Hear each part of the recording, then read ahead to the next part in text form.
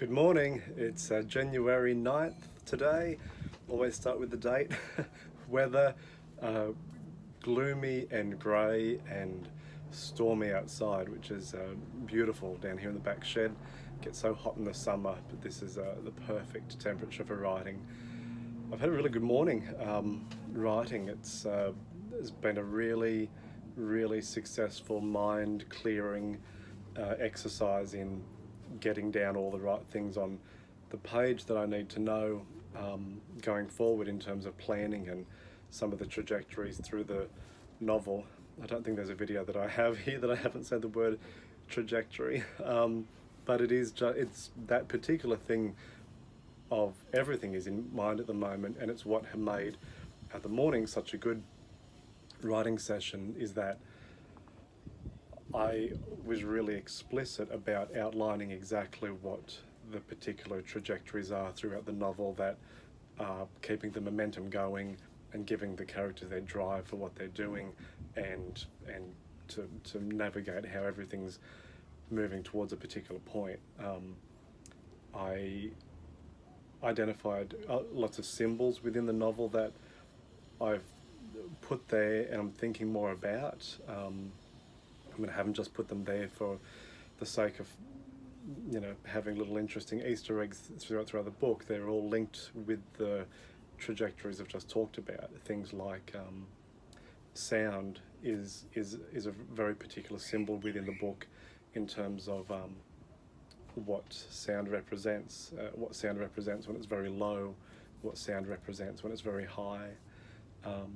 The beach is a symbol. And the sort of draft title somewhat, I know it's an untitled novel, but in my mind I keep thinking about this sentence, that there's going to be a complicated surgery taking place on the beach tonight or something like that. That idea, the beach is very much a symbol and very much a part of the trajectory of the novel. I was very clear about what there's two protagonists in the novel. I was very clear about what one of them wants and achieves across the course of the novel, and what the other one does in that same way, and the way that they both crossfade across each other and need each other to get to those points. And I know these are things that I'm remembering I've talked about previously very early on in the novel. I think in the planning stage, only a few days in, I think I recorded a video where I was talking about this. I can remember almost doing this hand action and saying both characters had a particular trajectory, I'm sure I would have said forward, that need each other to get there, and that's part of the momentum. And maybe why I'm feeling so good about saying it again is I think I had those thoughts. I had a lot of thinking about the philosophy of the novel and the world building of the novel early on. And then I got into planning, an act each day, building up the scenes, doing all of that structural stuff. And the times where I've been a bit lost or a bit uncertain about the path forward have been when I have forgotten, I think, some of those initial philosophical considerations, perhaps, what gives the meat to the characters, to hang on the bones of the story. That's the sort of stuff that I've been needing to refresh my mind about. And this morning I did a huge refresher section, because the goal for this morning was to complete Act 4.4, and I'd already completed the previous three acts throughout the past couple of days, and I knew one thing that was going to happen in this final act to complete chapter 4, but not completely. I knew 200 words of the 3,000 words that I needed to have happen, but the rest of it was a little bit up for grabs.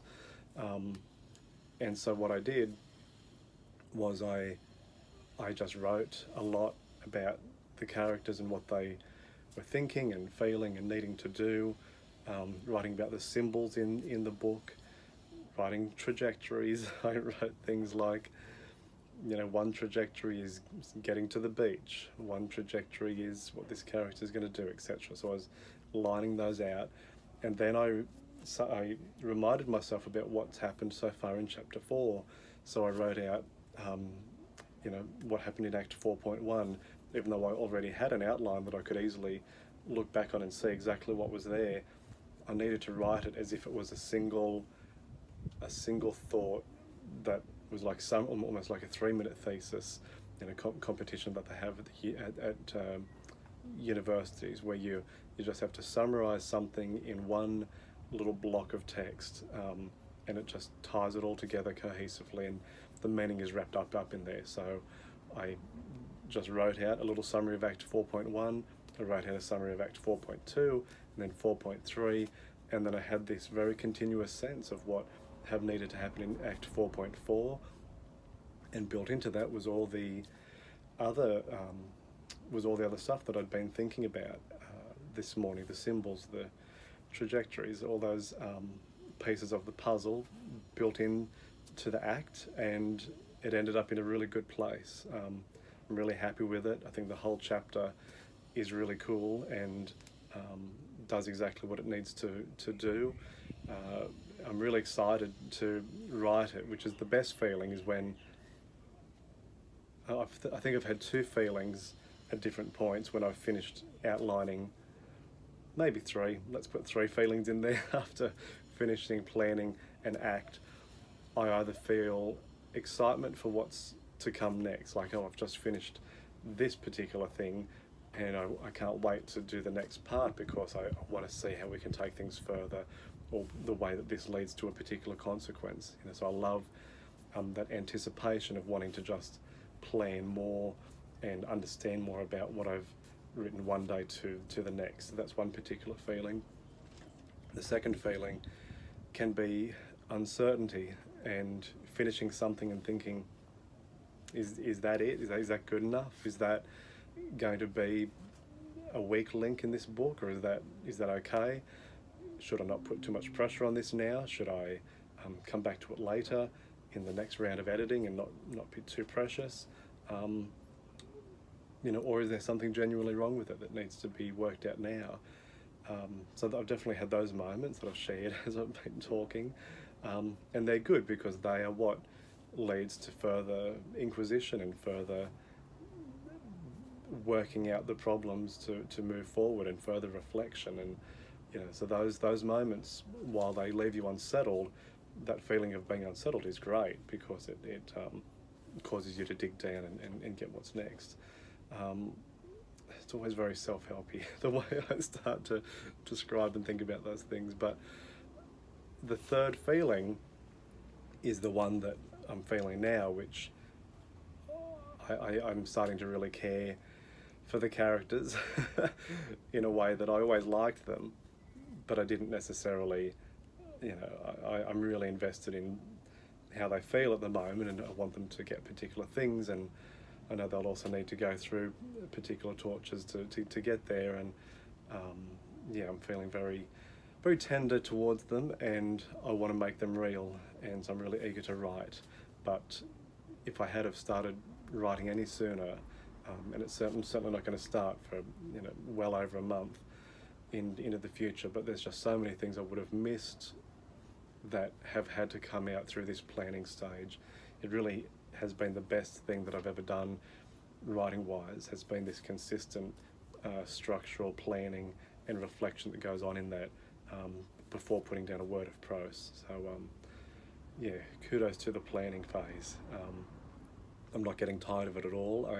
I love it. I look forward each day to waking up and planning a bit more, and I think I thought I just heard the phone, sorry. I think that's a good thing, to not be impatient with the planning process, to stay with it, and to take it where it needs to go before putting down some words as part of the first draft of the novel, which I'm very excited about. So I'll leave it there.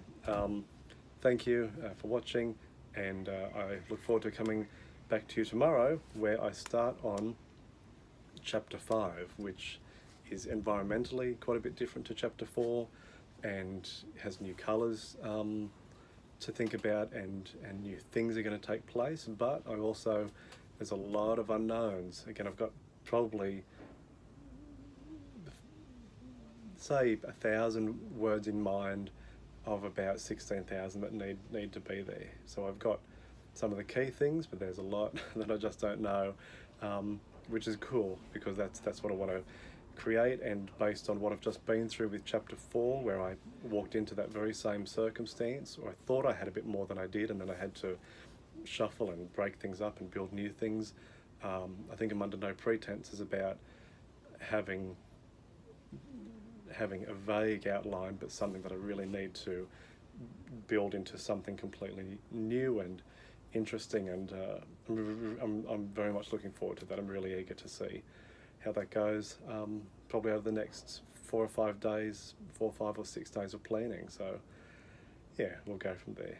Alrighty, I'll see you tomorrow.